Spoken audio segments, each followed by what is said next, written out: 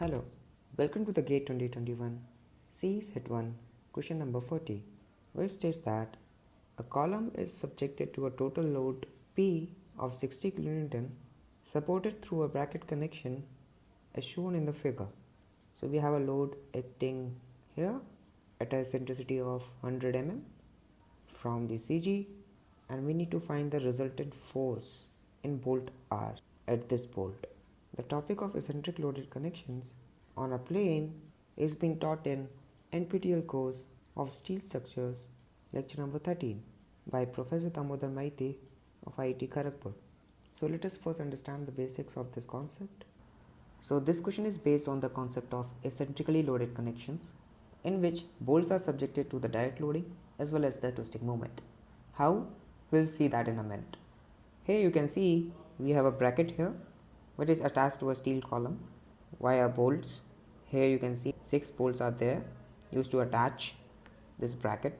We have a load P acting at an eccentricity from the CG. Here we have the CG. Alright, now let's just zoom in this thing and we'll see what's the effect of the load. So this load will directly transfer to the CG. So the direct load will be P acting over the CG, and the moment will be generated of magnitude PE, that is force into perpendicular distance. This direct load will cause a direct shear in each bolt with some magnitude like this, which can be called as force due to direct load. So we'll say this bolt number 1, so FD1, FD2, FD3, this is FD4, this is FD5, and this is FD6.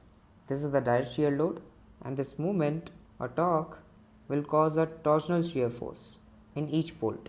So in bolt number 1, the direction will be like this. So FT1 we will say because of the torsional movement. Here the direction will be like this, FT2. Here it will be FT3. Here FT4. Here opposite to this there is FT5, and here will be FT6. And this direction is based on the moment that is acting. Also, a very important point that you need to note is that the bolt which is farthest from the CG of the bolt group and nearest to the applied load line of action is the most critical. What does it mean? We have the CG here, right? So the distance between the CG and the each bolt and the maximum of it. So the maximum distance from CG is like of this bolt, this bolt, this bolt, and this bolt. These are the 4 bolts that having the maximum distance from the CG. And one more point is that nearest to the applied load line of action. So line of action of the load is like this, and the bolt nearest to this are bolt number 1 and the bolt number 3. So this says bolt number 1 and bolt number 3 are the most critical bolts. So why is it important? It is important because sometimes it is asked in the questions, find the resultant force at the most critical bolt. So you can find the resultant force on this or on this bolt, and that will give you the answer. So come back here. So this is our most critical bolt, right? Now let us find the resultant force over it. So before that we'll mark the distance. So this is our R1, this is our R2, this is R3, similarly R4, R5, and R6. So to find the direct load in each bolt, we'll say FDI. It will be equals to the total load that is acting over the CG divided by the number of bolts that is giving the resistance to it. So this is our direct force, shear force on the ith bolt, which will be equal for each bolt. Now the FTI, that is torsional force over the ith bolt, which will be equals to shear stress over the ith bolt multiplied by cross sectional area of the bolt. And since we know in the torsional formula that is tau over R equals to T over J is equals to G theta over L, using this relation we can put the value of tau here. So it will become T into Ri over J into Ai.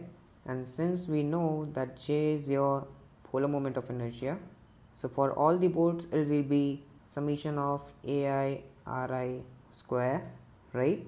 Again, by putting this value we'll get T into Ri AI over summation of AI Ri square, where I having the value of from 1 to n number of bolts. And if the area of cross section of all the bolts are equal, we can take this AI out of the summation common, then our final result will be FTI is equals to T times Ri over summation of Ri square. And also by putting the value of T, which is your torsional moment, which is P into E, we'll get PE into Ri over summation of Ri square, and this gives our final formula. So for example, let's say for the most critical bolt, what will be the value of Ri? So by drawing the diagram, we can see that this is your R1, right? So this Ri will be R1, and here is our bolt where FT1 and this FT1 is acting, right, making an angle theta between the two. So this theta will be same as this theta, so this is our theta.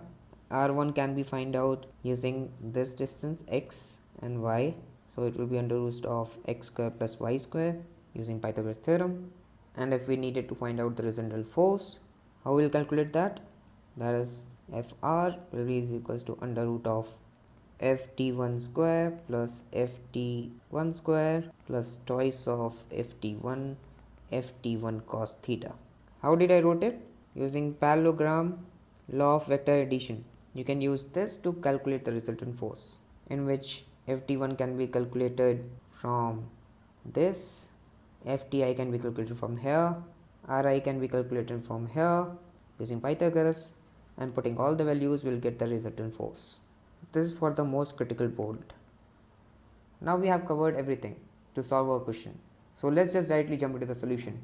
Since we need to find the resultant force at bolt R, which is this, so from the previous results we know that at this bolt two forces are acting, that is direct force and the torsional force, having same direction with a distance small r from the CG, and here small r is given, that is 40 mm. That is the distance from here to here, which is given 40 mm. So let's calculate the direct shear force at bolt R. So it will be FTR is equals to over number of bolts, which is equals to 60 by 6. This will give us 10 kilonewton, and the FTI or FTR torsional shear force is given by PE into R over summation of R square. Here you need to note it is summation of R square, means you need to calculate each R, okay, and then have to add the square of it. What does it mean? R1 square plus R2 square plus R3 square, similarly up to R6 square. So by plugging the values, it is 60 times eccentricity is given 100 mm times R, the distance from the CG, which is 40 mm for that particular R bolt, and then divided by summation of R square. So we have bolt number 1, 3, 4 and 6 having equal R, so it will be 4 times of 50 square. From where we got this 50?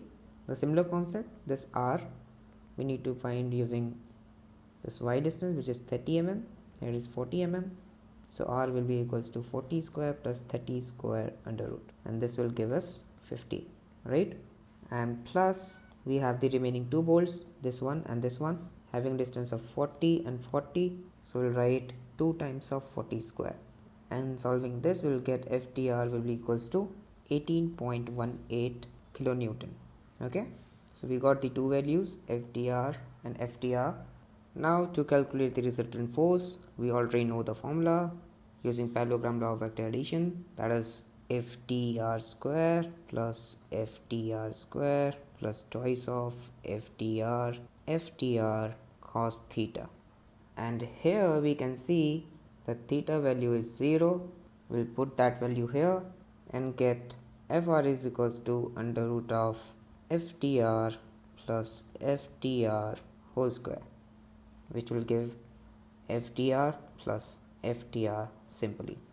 Just plug in the values, which will give Fr is equals to 10 plus 18.18, which is equals to 28.18 kilonewton, and this gives our final answer.